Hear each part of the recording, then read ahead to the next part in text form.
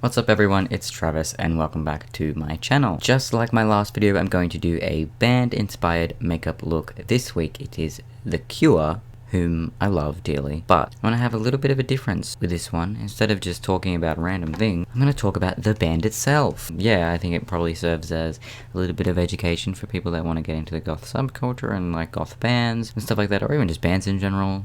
I've had an epiphany and I think that is a good idea. And also today I'm using a couple new products. I'm using the Fenty Beauty foundation, but this is their hydrating foundation, and I've reverted back to using the Kat Von D Lock-It concealer. You know, I don't really like Kat Von D. I don't really support her, but her concealer is really good. Let's get started. So with the Typo Negative inspired makeup look, I basically was inspired by their album covers, and I'm going to be doing the same with this video. With band inspired makeup, I found that you can't really do much except go off what their albums look like, or in some instances the band will have a particular appearance or a particular look, like Wednesday 13 or Cradle of Filth. Like the front man will have a kind of distinct appearance, so if you do a makeup inspired by that band, or even bands like Kiss, Motley Crue, or Motionless in White, who their whole band has a distinct look, you already kind of have a solid foundation. But when it's a band like Typo Negative or The Cure, for instance, there isn't really too much to base off of. And of course, Robert Smith has a very unique and very goth appearance, but I feel like I don't want to just look exactly like him. I want to do something that's based off of the band as a whole. So that's what I'm doing. The Cure, alternative rock, goth rock, and new wave rock band, were a band that had been formed in West Sussex in 1978. The band, who were originally just a few school friends, have been a few incarnations throughout their lifetime, and all have been seemingly led by Robert Smith. The band started off as like a one-time school music group named Obelisk, but then in like the late 70s they officially went by the name Malice. In the early months of Malice's evolution, they kind of like got rid of and also switched around band members entirely. But then in like 1977 or so, the remaining members of Malice formed not a new band, but a new variation of the band called Easy Cure. Later in that same year, they managed to get a record signing with a German record label, but then shortly after that, their vocalist left. So after like months of auditioning and looking for a new vocalist, Robert Smith, who at the time was just their pianist, kind of assumed the role of vocalist. Easy Cure had their first few like song demos in that same year, but unfortunately none of them were ever released. In very early 1978, Easy Cure had attempted to record and release a song called Killing an Arab, which their current record label refused, but was also unsatisfied with their current song demos. Some people at the record label had suggested that they should just become a cover band, but Easy Cure refused. And I mean, I probably would too, because I mean, why would you want to be stuck in that kind of category of musician, just being cover band? Later that year, the four-piece band's guitarist decides to drop out of the band because apparently there were some differences between his guitar stylings and also Robert Smith's like minimalist approach to songwriting. So they had a disagreement about that and the guitarist left. After this event,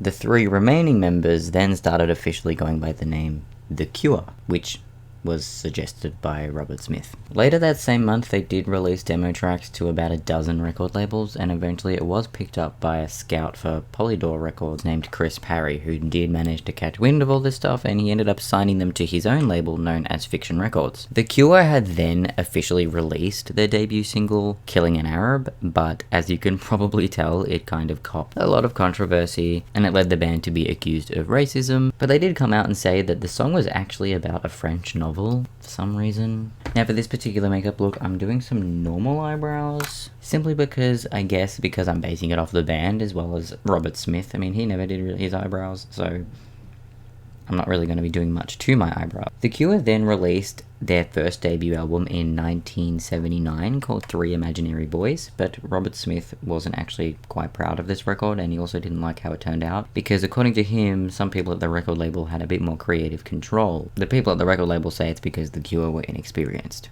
But yeah, Robert Smith basically said that there wasn't much substance to this album.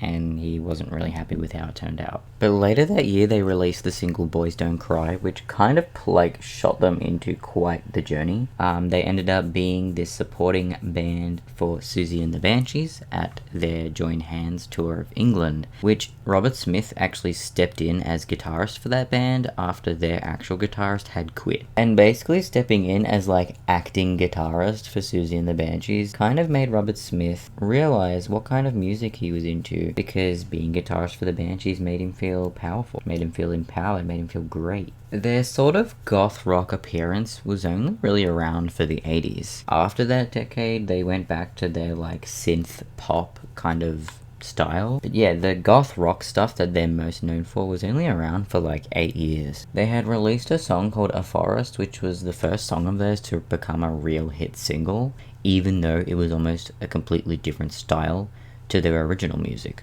Which pretty much after their US tour of the song Boys Don't Cry and its respective album, one of the band members decided to quit the band because, and in his words, the group was headed towards suicidal, somber music, and I'm not interested in that kind of thing. In 1982, they released an album called, well, I actually don't know if I can say this on YouTube, but it's called Pornography.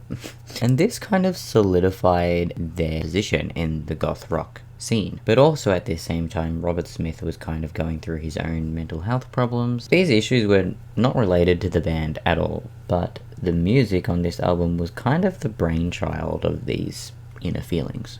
This album was also the first album of theirs to be in the top 10 charts in the UK. Following the release of this album and, you know, a couple of tours, they started adopting their, like, what people know now as their signature look, which is the big hair and the smeared lipstick, which not a lot of people know, but originally they didn't look like that. They looked like this. Another band member had left, and Robert Smith decided he was going to do some guitaring for Susie and the Banshees, which is exactly what he did, and they also recorded an album together. He was pretty much full-time guitarist for Susie and the Banshees for a little while, but eventually he decided he was going to go back and concentrate on his baby, The Cure. Within 1982 and 1985, there really isn't too much major. I mean, they made some small albums, they did some concerts, did some gigs, did some tours, they had some members leave, because that's just what happened with The Cure, but their former bassist came back and they were all pretty chippy about that. But then, in 1989, came the release of their album Disintegration, which became their highest charting album of that time, with songs like Love Song, Lullaby, and Pictures of You. Love Song had reached number 2 on the American pop charts, and by 1992 they had sold over 3 million copies around the globe. But also during this time, yet another member left the band due to alcohol-related issues, and that led Robert Smith to be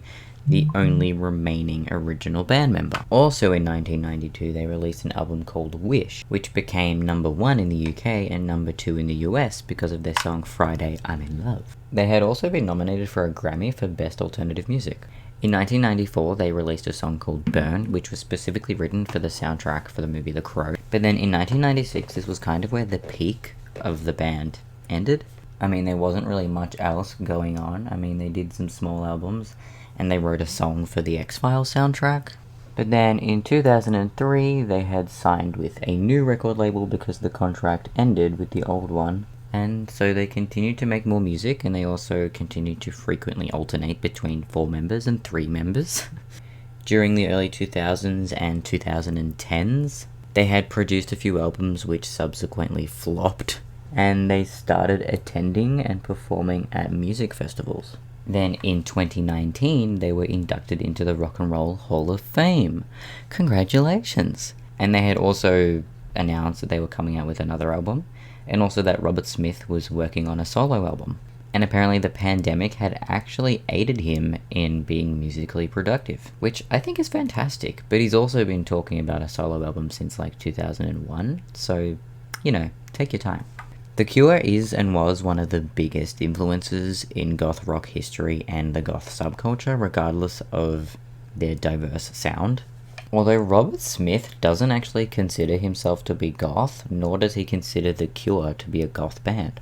He definitely was an influence on the goth subculture, though when someone asks him if he's goth, his response is usually, either you haven't heard us play or you don't know what goth is. According to him, the goths of that era, like the actual goths that were around at the same time as The Cure was booming as a band, they were actually kind of outraged that The Cure was labelled as a goth band, because there were other actual goth bands at the time. He also said, and I quote, "I'd rather goths than skinheads. I like the fact that it's represented as something other. It's a dangerous thing to look like a goth. In certain parts of England, you'd run the risk of a beating if you looked like a goth. Which I think is fucking outrageous. So in that sense, I feel a community of spirit with goths and other subcultures who choose to live in an alternative lifestyle, but I wouldn't consider myself to be a part of it." Which I find rather intriguing that, like, the band has had such an influence on the goth subculture, yet neither Robert Smith or the band are goth, in his words. But to me they are. Like, what else was he going for? I think originally he was more into, like, synth and pop. I think back when they were called Malice, they originally did, like, David Bowie covers and stuff like that, so I don't think he intended for them to be a goth band, but look what happened. Now, I'm actually going to use the Trixie Mattel Cosmetics and Cartier collaboration lipstick called Red Scare, which I've had this for a while, but I haven't, like, officially used it on my channel. I didn't actually know what I would use it for, but here we are. Just using, like, a cheap lip liner. I don't actually use lip liner often, but because I'm not using black lipstick, we're using liner. I don't want to put too much lip liner on because I don't particularly like lip liner.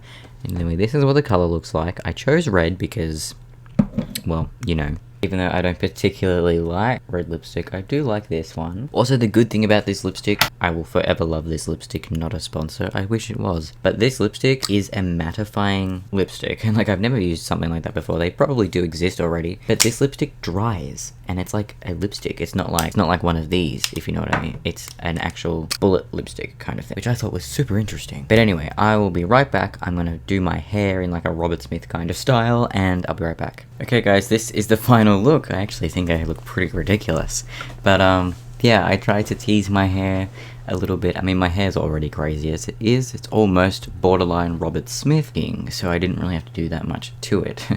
But I did tease it up a little bit more for the purpose of this video, which I'm gonna have a shower right after this, because I actually don't really like having my hair teased up.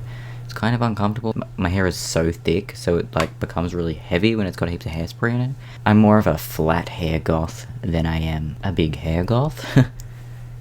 But yeah, if you guys enjoyed this video, if you enjoyed hearing a little bit of history of the band The Cure, and if you enjoyed this look, make sure to like, comment, and consider subscribing. And if you do subscribe, make sure to hit the notification bell so you get notified of every one of my uploads. But yeah, thank you guys so much for watching, and I'll see you guys in the next video. Bye!